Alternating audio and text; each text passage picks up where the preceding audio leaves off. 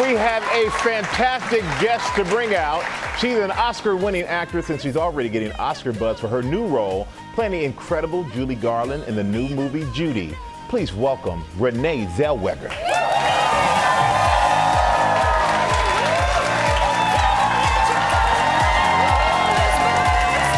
Hey! Great to see you. Oh, and have a seat.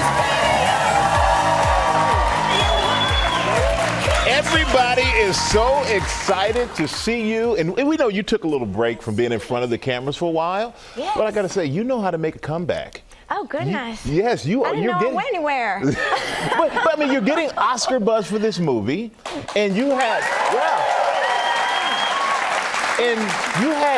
over a 3-minute standing ovation at the Toronto Film Festival that they only stopped when you said you're messing up my makeup. So it must make you feel good. Well, it's nice when you're part of something that seems to mean something to other people, you know? That's really special. I mean, you can't really ask for more than that, right? Like you on the show. Right? But I'm curious, why is it important to you to tell the story of Judy Garland, especially at this stage in her life where this story takes her like her final years? Why was that so important for you after all this time? Well, I guess as a person who's lived with a public persona for quite some time, like yourself, you understand the vast gulf between the narrative of the persona and the human life. And for some reason, it seems like that chapter in her life was sort of blanketed with the idea of tragedy. And I feel like when you contextualize the circumstances of her life in that time, it actually subverts that notion. And you can see her as the kind of warrior and hero that she really was. You know, just to look at it through a different lens, perhaps. And so I was really happy to have the opportunity to be part of that. You know, to show the other layers of her life. And yes. You transformed into Judy Garland. We have a side by side here, and I mean, you really. Oh wow. You almost look identical. So how long did it take to do the makeup? Well, it was a process of discovery where we piled it all on and then we sort of started to peel it away. That took quite, a few months or longer, I'd say, with different photo shoots and tests and things like that. And Rupert, the director, wanted to keep it minimal so that it wasn't, just a big swath of, plastic between, that blocked the storytelling, basically. But hour and a half we got it down to. Boom, boom, boom. Had a great team of people. I mean, I was wearing like 16 people's jobs at one time, Wow. This was a job, this was a job. Wow. And proper collaboration, A lot of collaboration. And I know you wore a prosthetic nose, but I heard it got in the way and like had a little problem in the kissing scene. What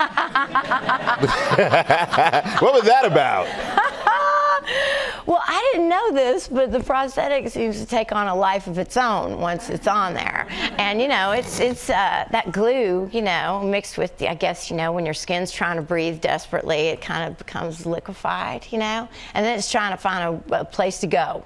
It's looking for a way to get out. And sometimes it would be on Finn Whitrock's face. Yeah, so, just another little game to play during the day. Where's the nose goo gonna go today? Yeah. Where's the nose goo? And there's more to come after that. Pretty much. Was it intimidating for you at all to play such an icon? I try not to think about that part of it. Really? Yeah. And I didn't really feel like, it didn't feel like a role, It felt like an exploration.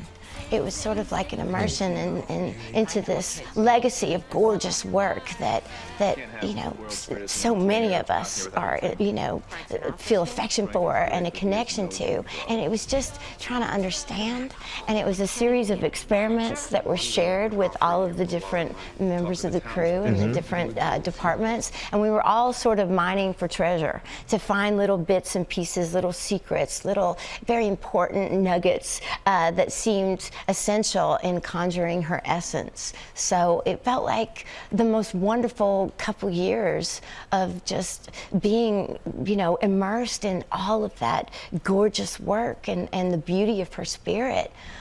So I tried to leave the other part, you know, I left that to denial, and just got on with the curiosity and the play of it, which was so special. Well, you found those treasures, and we're going to take a look at a clip right now so we can see them as well. Here's Renee Zellweger and Judy. Somewhere over the rainbow, skies are blue, and the dreams that you dare to dream really do come true.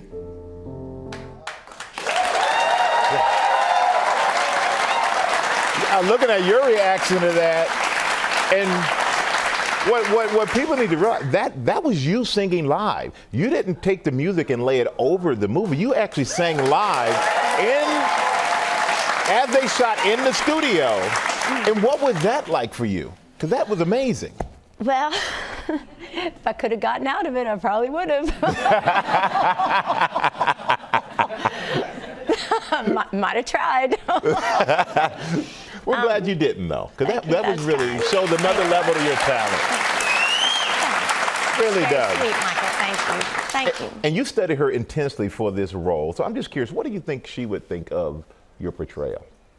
Oh goodness, that's a big question, isn't it?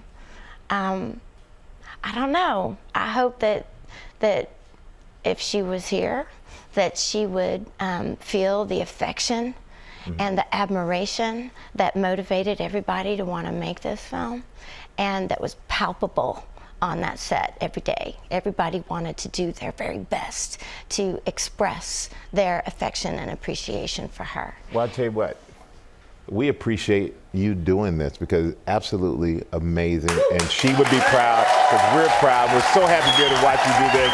Judy, it hits theaters this Friday. Well, hey there, GMA fans. Robin Roberts here. Thanks for checking out our YouTube channel. Lots of great stuff here. So go on, click the subscribe button right over here to get more of awesome videos and content from GMA every day, anytime. We thank you for watching, and we'll see you in the morning on GMA.